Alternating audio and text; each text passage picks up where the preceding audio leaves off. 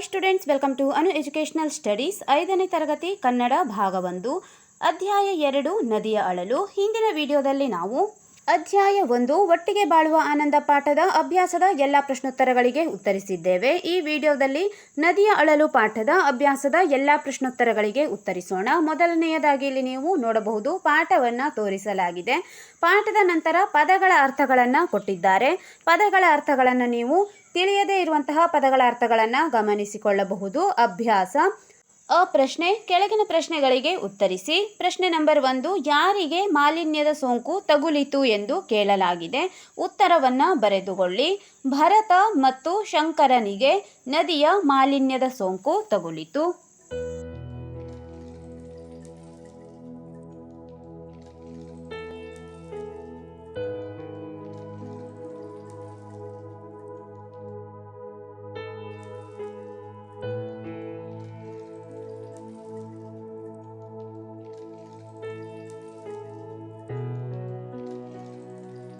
ಪ್ರಶ್ನೆ ನಂಬರ್ 2, ಗೆಳೆಯ ಗೆಳತಿಯರು ಎಲ್ಲಿ ಸ್ನಾನ ಮಾಡಿದರು ಎಂದು ಕೇಳಲಾಗಿದೆ. ಉತ್ತರ ಬರೆಯೋಣ.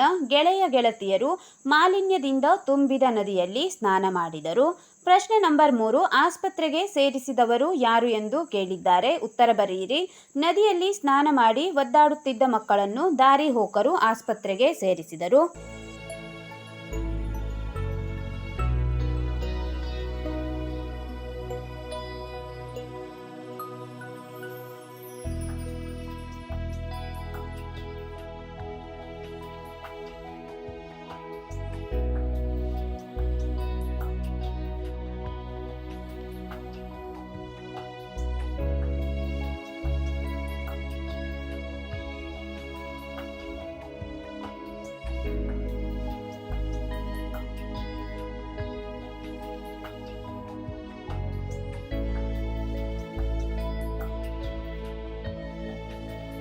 ಪ್ರಶ್ನೆ ನಂಬರ್ 4, ನದಿ ಮಧ್ಯದಿಂದ ಯಾರು ದುತ್ತನೆ ಪ್ರತ್ಯಕ್ಷರಾದರು ಎಂದು ಕೇಳಲಾಗಿದೆ. ಉತ್ತರ ಬರೆಯಿರಿ. ನದಿ ಮಧ್ಯದಿಂದ ಕೊಳೆ ಕೆಸರಿನಿಂದ ಕೂಡಿದ ನದಿ ದೇವತೆ ದುತ್ತನೆ ಪ್ರತ್ಯಕ್ಷಳಾದಳು.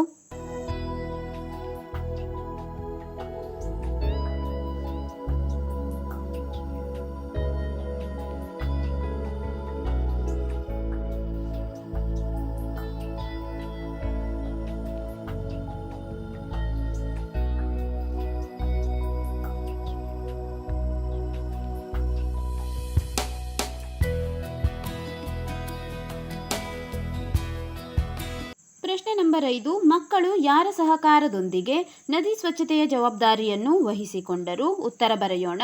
ಮಕ್ಕಳು ತಮ್ಮ ಹೆತ್ತವರ ಹಾಗೂ ಊರ ಜನರ ಸಹಕಾರದೊಂದಿಗೆ ನದಿ ಸ್ವಚ್ಛತೆಯ ಜವಾಬ್ದಾರಿಯನ್ನು ವಹಿಸಿಕೊಂಡರು.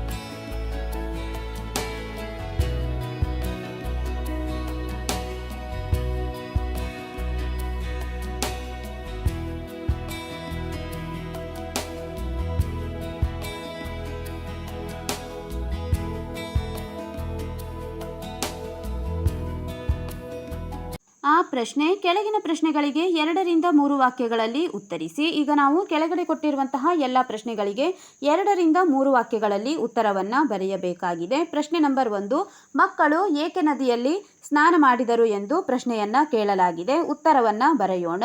ಉತ್ತರ, ಭಾನುವಾರ ಶಾಲೆಗೆ ರಜವಿದ್ದುದರಿಂದ ಆಟವಾಡಲು ಹೋಗಿದ್ದರು. ಮಧ್ಯಾಹ್ನದವರೆಗೂ ಆಟವಾಡಿ ನಂತರ ಸೆಕೆಯನ್ನು ತಾಳಲಾರದೆ ನದಿಯಲ್ಲಿ ಸ್ನಾನ ಮಾಡಿದರು ಎಂದು ನಾವು ಉತ್ತರವನ್ನು ಬರೆದಿದ್ದೇವೆ. ಸರಿಯಾಗಿ ಉತ್ತರವನ್ನು ನೋಡಿ ಬರೆದುಕೊಳ್ಳಿ.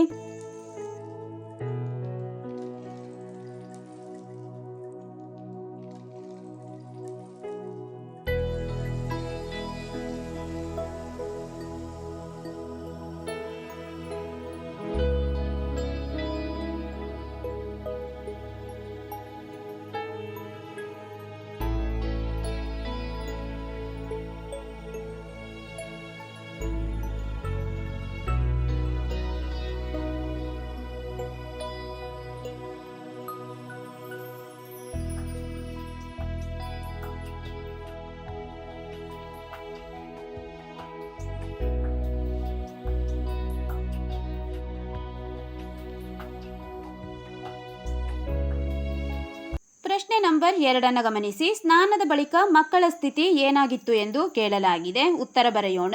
ಉತ್ತರ: ಸ್ನಾನ ಮಾಡಿದ ನಂತರ ಮಕ್ಕಳ ಮೈಮೇಲೆಲ್ಲ ದಪ್ಪ ದಪ್ಪ ಗುಳ್ಳೆಗಳು ಎದ್ದು ವಿಪರೀತ ತುರಿಕೆ ಪ್ರಾರಂಭವಾಯಿತು.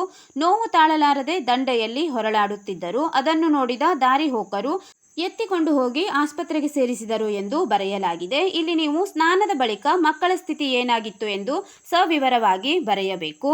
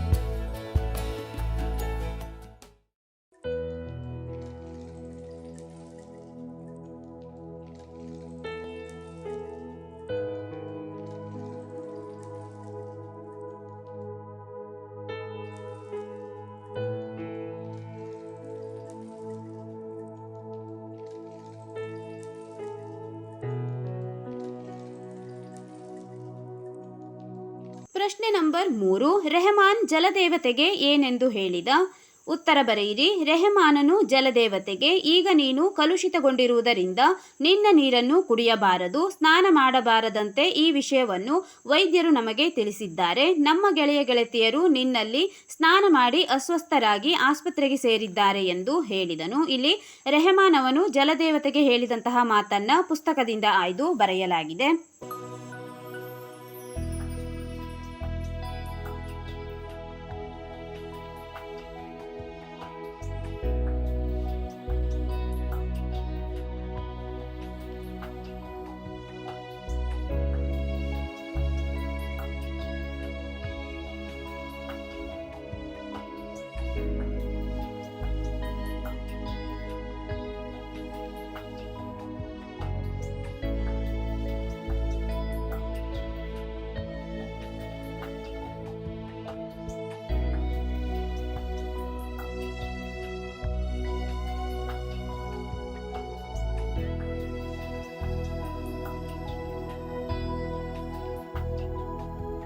ಪ್ರಶ್ನೆ ನಂಬರ್ 4. ನದಿ ಶುದ್ಧವಾಗಿ ಹರಿಯುವಂತಾಗಲು ಏನು ಮಾಡಬಹುದು? ಉತ್ತರ ಬರೆಯಿರಿ. ನದಿಗೆ ಯಾವುದೇ ಬಗೆಯ ಮಲಿನ ವಸ್ತು ಸೇರದಂತೆ ನೋಡಿಕೊಳ್ಳಬೇಕು. ಕಾರ್ಖಾನೆಗಳ ರಾಸಾಯನಿಕ ಪದಾರ್ಥಗಳಾಗಲಿ ಊರಿನ ಸಮಗ್ರ ಕೊಳಚೆಯಾಗಲಿ ಯಾವುದೂ ನದಿಗೆ ಸೇರದಿದ್ದರೆ ನದಿಯು ಶುದ್ಧವಾಗಿ ಹರಿಯುವುದು.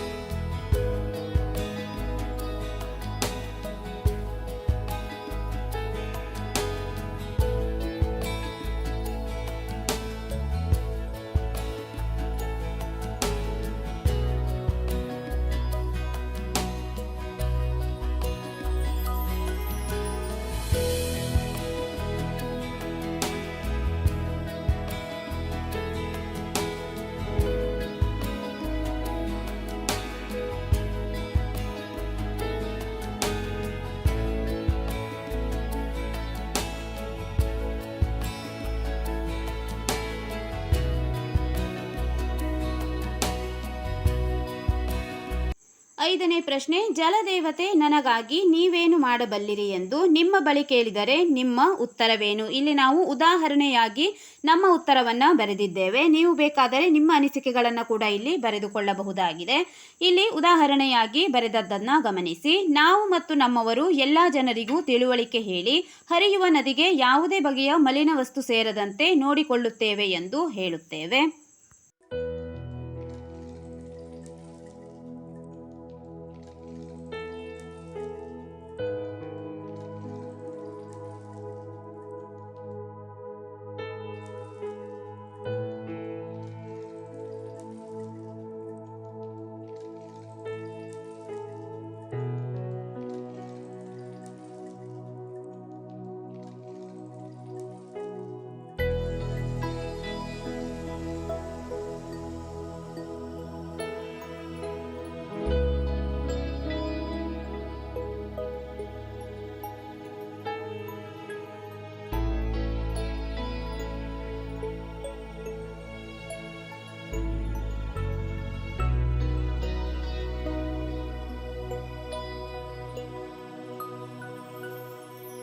ಈ ಪ್ರಶ್ನೆ ಕೊಟ್ಟಿರುವ ಪದಗಳಲ್ಲಿ ಸರಿಯಾದ ಉತ್ತರ ಆಯ್ಕೆ ಮಾಡಿ ಬರೆಯಿರಿ. ಪ್ರಶ್ನೆ ನಂಬರ್ 1, ಮಕ್ಕಳ ಮೈಮೇಲೆಲ್ಲ ದಪ್ಪ ದಪ್ಪ ಗುಳ್ಳೆಗಳು ಎದ್ದು ಡ್ಯಾಶ್ ಪ್ರಾರಂಭವಾಯಿತು. ಇಲ್ಲಿ ಬ್ರಾಕೆಟ್ನಲ್ಲಿ ನೀವು ಗಮನಿಸಬಹುದು. ಮೊದಲನೇ ಆಪ್ಷನ್ ನೋವು, ತುರಿಕೆ, ಸಂತೋಷ ಮತ್ತು ಆಸಕ್ತಿ ಎಂದು ಕೊಟ್ಟಿದ್ದಾರೆ. ಸರಿಯಾದಂತಹ ಆಯ್ಕೆಯನ್ನು ಆಯ್ದು ನೀವು ಬರೆಯಬೇಕು. ಮಕ್ಕಳ ಮೈಮೇಲೆಲ್ಲ ದಪ್ಪ ದಪ್ಪ ಗುಳ್ಳೆಗಳು ಎದ್ದು ತುರಿಕೆ ಆರಂಭವಾಯಿತು. ಇಲ್ಲಿ ಎರಡನೇ ಆಪ್ಷನ್ ಅನ್ನು ನೀವು ಉದಾಹರಣೆಯಾಗಿ ಬರೆಯಬೇಕಾಗಿದೆ. ತುರಿಕೆ ಎಂದು ಬರೆದುಕೊಳ್ಳಿ. ಪ್ರಶ್ನೆ ನಂಬರ್ 2, ಮಕ್ಕಳು ಬೆಳಿಗ್ಗೆ ಡ್ಯಾಶ್ ಹೋಗಿದ್ದರು. ಇಲ್ಲಿ ಬ್ರಾಕೆಟ್ನಲ್ಲಿ ಗಮನಿಸಿ. ಸ್ನಾನ ಮಾಡಲು, ಕೆಲಸ ಮಾಡಲು, ಆಟವಾಡಲು ಮತ್ತು ಚಿತ್ರ ಬರೆಯಲು ಎಂದು ಕೇಳಿದ್ದಾರೆ. ನೀವು ಉತ್ತರವಾಗಿ ಮಕ್ಕಳು ಬೆಳಿಗ್ಗೆ ಆಟವಾಡಲು ಹೋಗಿದ್ದರು. ಇಲ್ಲಿ ಆಪ್ಷನ್ 3ರಲ್ಲಿ ಆಟವಾಡಲು ಎಂದು ಕೊಡಲಾಗಿದೆ, ಅದನ್ನೇ ಬರೆಯಿರಿ. ಮಕ್ಕಳು ಬೆಳಿಗ್ಗೆ ಆಟವಾಡಲು ಹೋಗಿದ್ದರು. ಮೂರನೇ ಪ್ರಶ್ನೆ, ಮಲಿನ ನದಿಯು ಮನುಷ್ಯರ ಜೀವಕ್ಕೆ ಡ್ಯಾಶ್ ಎಂದು ಕೊಡಲಾಗಿದೆ. 1 ಉಪಕಾರಿ, 2 ಸಹಕಾರಿ, 3 ಅಪಾಯಕಾರಿ, 4 ಆರೋಗ್ಯಕಾರಿ ಎಂದು ಕೊಟ್ಟಿದ್ದಾರೆ. ಮಲಿನ ನದಿಯು ಮನುಷ್ಯರ ಜೀವನಕ್ಕೆ ಅಪಕಾರಿಯಾಗಿದೆ. ಆದ್ದರಿಂದ ಮೂರನೇ ಪ್ರಶ್ನೆ ಅಪಾಯಕಾರಿ ಎಂದು ಬರೆದುಕೊಳ್ಳಿ. 4ನೇ ಪ್ರಶ್ನೆ, ನನ್ನ ಮೇಲಾಗುತ್ತಿರುವ ಮನುಷ್ಯರ ಡ್ಯಾಶ್ ಸಂಪೂರ್ಣವಾಗಿ ನಿಲ್ಲಬೇಕು. ಬ್ರಾಕೆಟ್ನಲ್ಲಿ ಗಮನಿಸಿ. ಆಪ್ಷನ್ 1 ಸೌಜನ್ಯ, ಆಪ್ಷನ್ 2 ಕಾರುಣ್ಯ, ಆಪ್ಷನ್ 3 ಪ್ರೀತಿ, ಆಪ್ಷನ್ 4 ದೌರ್ಜನ್ಯ ಎಂದು ಕೊಡಲಾಗಿದೆ. ಉತ್ತರ ನನ್ನ ಮೇಲಾಗುತ್ತಿರುವ ಮನುಷ್ಯರ ದೌರ್ಜನ್ಯ ಸಂಪೂರ್ಣವಾಗಿ ನಿಲ್ಲಬೇಕು. ಉತ್ತರ 4 ದೌರ್ಜನ್ಯ ಎಂದು ನೀವು ಬರೆದುಕೊಳ್ಳಿ.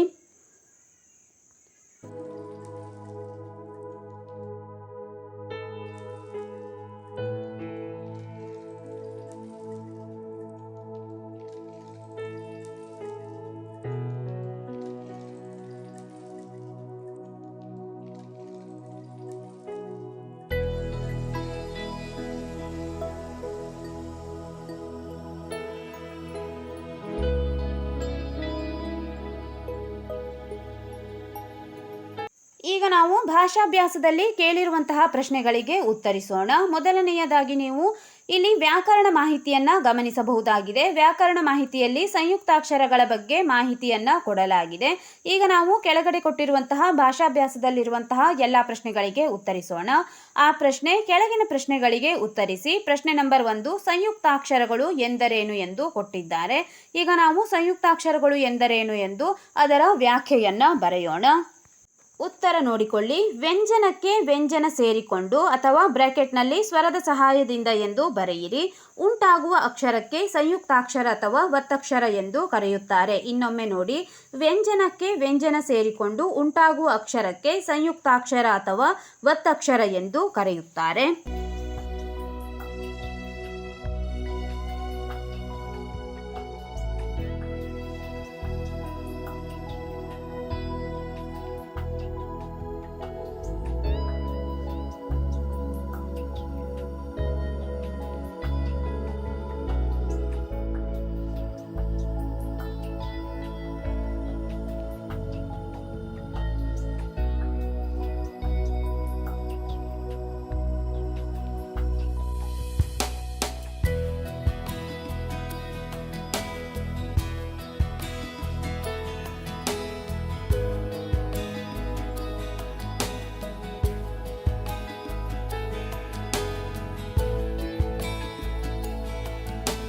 ಪ್ರಶ್ನೆ ನಂಬರ್ 2, ಕೆಳಗೆ ಕೊಟ್ಟಿರುವ ಸಂಯುಕ್ತಾಕ್ಷರಗಳನ್ನು ಸಜಾತೀಯ, ವಿಜಾತೀಯ ಸಂಯುಕ್ತಾಕ್ಷರಗಳನ್ನಾಗಿ ವಿಂಗಡಿಸಿ ಬರೆಯಿರಿ. ಸಜಾತೀಯ ಎಂದರೆ ಒಂದು ಅಕ್ಷರಕ್ಕೆ ಅದೇ ಅಕ್ಷರದ ಒತ್ತನ್ನು ಕೊಟ್ಟಾಗ ಸಜಾತೀಯ ಸಂಯುಕ್ತಾಕ್ಷರಗಳು ಎಂದು ಕರೆಯಲಾಗುತ್ತದೆ. ವಿಜಾತೀಯ ಸಂಯುಕ್ತಾಕ್ಷರಗಳು ಎಂದರೆ ಒಂದು ಅಕ್ಷರಕ್ಕೆ ಬೇರೆ ಅಕ್ಷರದ ಒತ್ತನ್ನು ಕೊಡಲಾಗಿರುತ್ತದೆ. ಈಗ ಇಲ್ಲಿ ನೀವು ಕೊಟ್ಟಿರುವಂತಹ ಅಕ್ಷರಗಳನ್ನು ಗಮನಿಸಿ. ಕ, ತ, ಸ್ಕ, ರ್ಯ, ಜ, ಸ್ಮ, ಸ್ಥ, ರ್ಯ, ಡ್ಗ, ಮ ಮತ್ತು ಡ್ಯ ಎಂದು ಕೊಡಲಾಗಿದೆ. ಈಗ ನಾವು ಸಜಾತೀಯ ಸಂಯುಕ್ತಾಕ್ಷರಗಳನ್ನು ಆರಿಸೋಣ.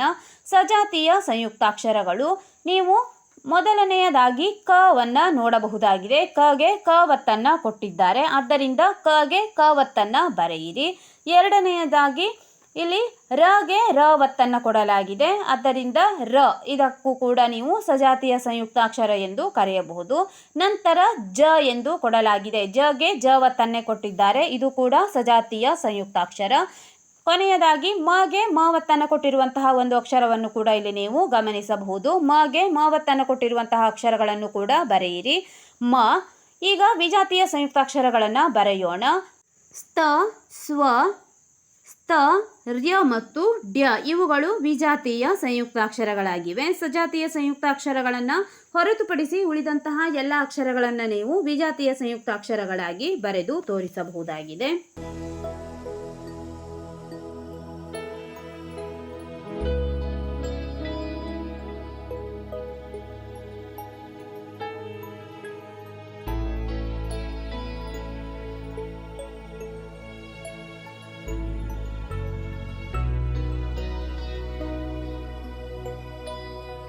ಪ್ರಶ್ನೆ ನಂಬರ್ 3, 5 ಸಜಾತೀಯ ಹಾಗೂ 5 ವಿಜಾತೀಯ ಸಂಯುಕ್ತಾಕ್ಷರಗಳನ್ನು ಹೊಂದಿರುವ ಶಬ್ದಗಳನ್ನು ಬರೆಯಿರಿ.